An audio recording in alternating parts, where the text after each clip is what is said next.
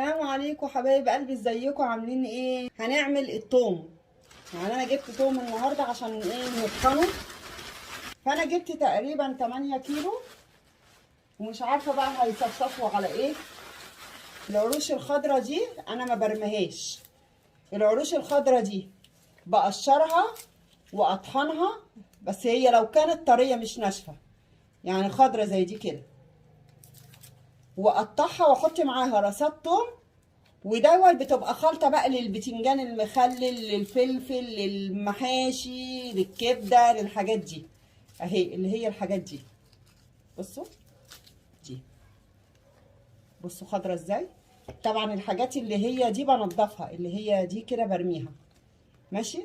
المفروض بقى ان القشر بتاع التوم ده انا ما برموهوش، بحطه في الصاج بتاع الفرن وانشفه وبعد كده اطحنه، يبقى هو ده التوم البودر اللي احنا بنشتريه من المحلات وملهوش ريحه، بس احنا عندنا بيبقى له ريحه جامده قوي يعني.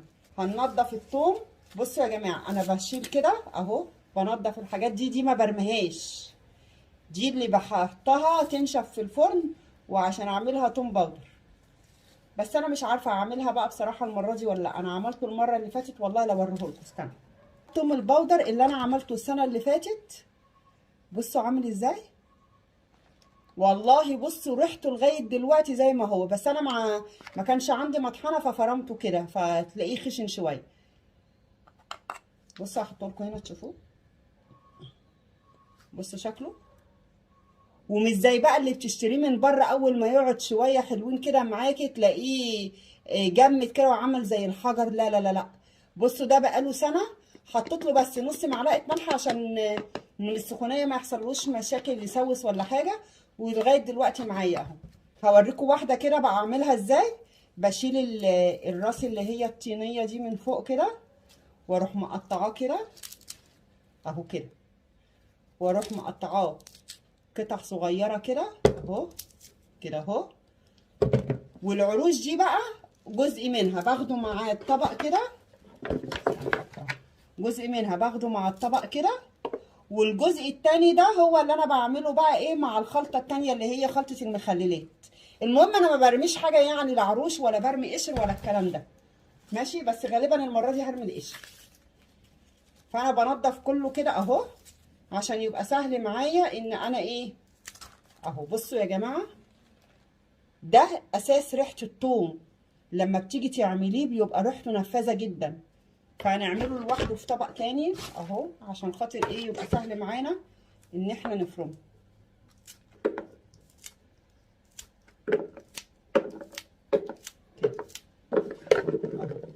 هعمل بقى الكميه كلها وارجع لكم تاني واوريكم الطريقه بتبقى ماشيه ازاي. عامل معايا طبق الثوم ده اهو، طبق كبير اهو. ودي العروش اللي هي العيدان بتاعته الخضراء، قشرتها واهي. اخلط ده على ده عشان خاطر ايه استفاد بيه يعني كله مع بعض. فمعايا الخلاط اهو حبه. بسم الله الرحمن الرحيم. بصوا بقى، ناخد شويه كده من دول على شويه من دول كده اهو. ومعايا ملح. الملح ده بيسهل عمليه الفرن، وفي نفس الوقت بيحافظ عليه، يخليه ابيض كده ما يصفرش ويغمق. حط شويه صغيرين كده.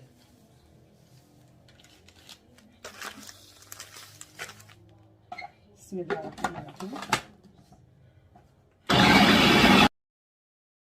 بصوا حبايبي، انا فرمته اهو.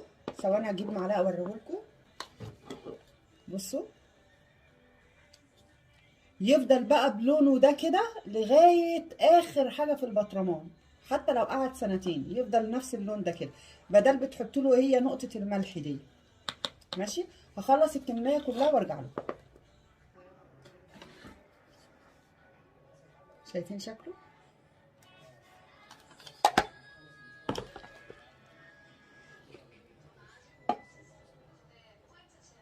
يا جماعه. انا بفرم اللي هي العروش الاول، تمام، اللي هي دي، تمام. وبعد كده بعد ما بفرمها شويه بحط طبعا معاها شويه ملح، اروح حاطه معاها شويه توم ويتفرموا، وهكذا بقى. واخد بعد كده جزء من اللي اتفرم ده على توم جديد اهو. فده بقى يعمل لي البطرمان الحلو ده، بصوا شكله. وفي نفس الوقت بتزودي الكميه بتاعت التوم بتاعتك، يعني بتستفادي بكل حاجه في التوم. حطيت معاه شويه توم عشان بردك يتفرم اكتر، لان لوحده مش هيتفرم ابدا. تمام، هيبقى عامل زي العروش كده. وهحط معاه شويه ملح زي ما قلنا، ده بيساعد زي ما قلت لكم في الفرم.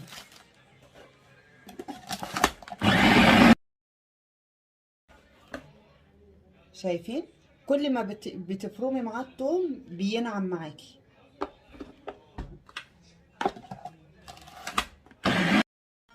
بصوا يا حبايبي، بصوا يا بنات اهو، هو لسه ما اتطحنش الاخضر قوي معايا. باخد بقى شويه تاني، فضيته انا هنا اهو في الطبق اهو. بصوا اهو، خليت شويه صغننين في قلب الخلاط، واخد ايه معلقتين بس كده اهو، واحط معاه باقي الثوم عشان يتفرم معايا احسن.